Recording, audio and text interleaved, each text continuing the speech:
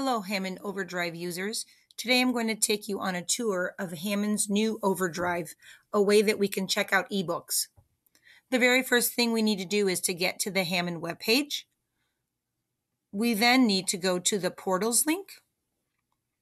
In the Portals link, there will be a drop-down, and we're going to click Hammond Overdrive. Once in Hammond Overdrive, we need to sign in. Teachers, your username is simply your email account, and the student password and username is their Google account. So we're going to go ahead and type that in and then click sign in.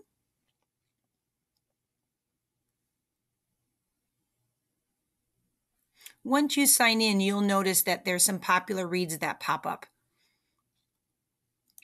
There are a couple places that I'd like to take you and explain a little bit about them for you. The very first one is going to be the account. So I'm going to click on the account. And on this account, this is the place where we can see books that are in our bookshelf. So here are two books that I have on my bookshelf that I've checked out already. You'll notice over here that there is a checkout limit of 3. So far now I have 2 checked out. I can put 3 items on hold, and right now you'll notice that I do not have any items on hold. If I even want to return a book, so if you look at my bookshelf, let's say that I want to return this graveyard book. It's simply just clicking on the return and then saying yes. The great thing about Overdrive is it does not have you necessarily return the books. The books automatically return after 14 days. If you think you need longer, another place I want to look at on my account is the settings. So if I click on settings, you'll notice here the lending period of an ebook. I can change it from 7 to 14 to 21. And then audiobooks, I can have 7, 14 to 21. Just please be aware that some titles, it is a fixed lending period and that you cannot change it.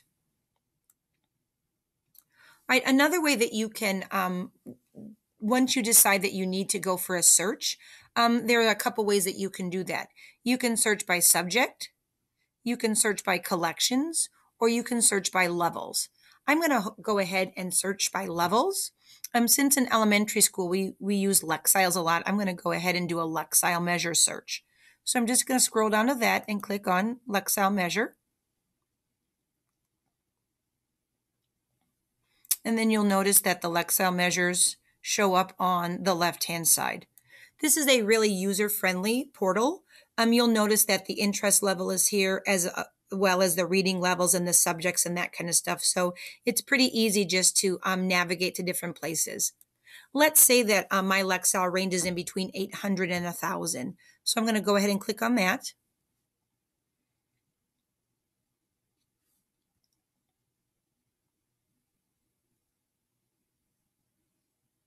And then what's going to happen is all of the books that fall in from the 800 to 1,000 Lexile are going to pop up on my screen.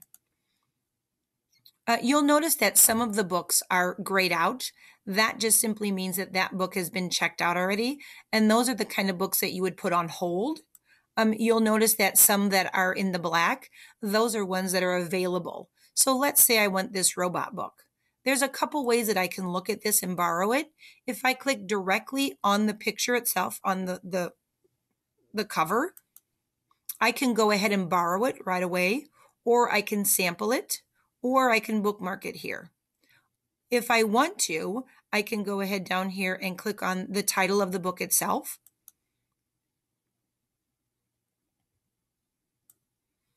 And then it's going to give me a little bit about what the book is about.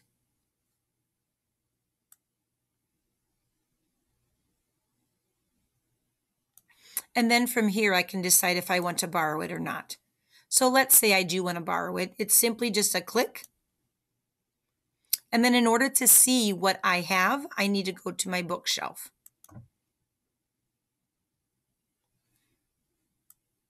So if you look at my bookshelf now, I have the robots that I just checked out, and I also have Artemis Fowl.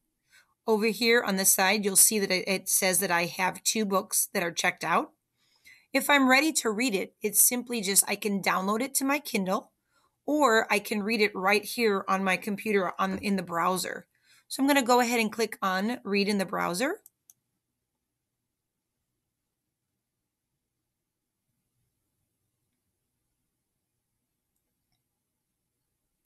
In order to read in my browser, I simply am just going to take my mouse and click to the right side of my screen. And you'll notice that the pages just come up. When you get to the chapters, you don't necessarily have to go page by page. You can skip right to the chapter. So I'm just going to go ahead and click and just skip to chapter 1. And then I can just simply start reading it. When I'm finished with it for the day, it's just simply a click of the tab and get out of it. And then I am back at my bookshelf. There are advanced searches. If you know exactly what kind of book that you're looking for, you can go ahead and just put it right up here. So let's say that I want to see if the book Lightning Thief is available. So I just simply type it in, click return.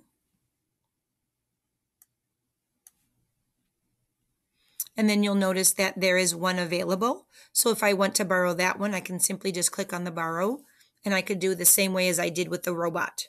You'll notice up here that there is a cover and a list. So I'm looking at covers right now. If I wanted to look at the list, I simply just click on list.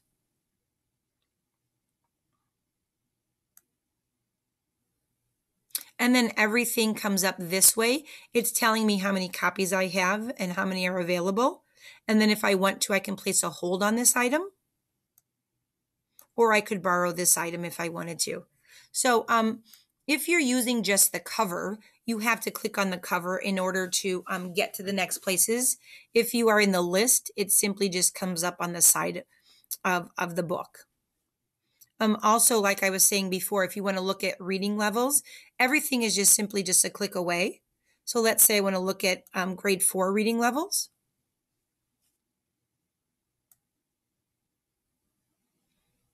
Okay, so it's going to give me a list of that. If I want to go back over to the interest level, I can click on interest levels.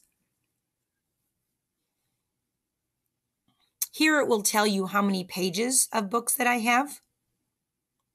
You'll notice on this Artemis Fowl that came up, it simply just says I need to go to my bookshelf because I already have that one borrowed. This one, you'll notice that it is grayed out, so I could place a hold on that one if I want to. So to reiterate, it really is just a pretty user-friendly site that you can go to. We also have audiobooks, and it's the same kind of thing as it is with the regular books. Anything that is the black headphones, that means that it's available. Anything that's grayed out, it just means that somebody else has it checked out. You may want to keep things in a list because you can see right away which books are available to borrow and which ones have already been checked out. So that's about all that I have for today. Hopefully you'll be able to have a chance to take a look at this. It really is a great and exciting thing that we have in Hammond. Thanks.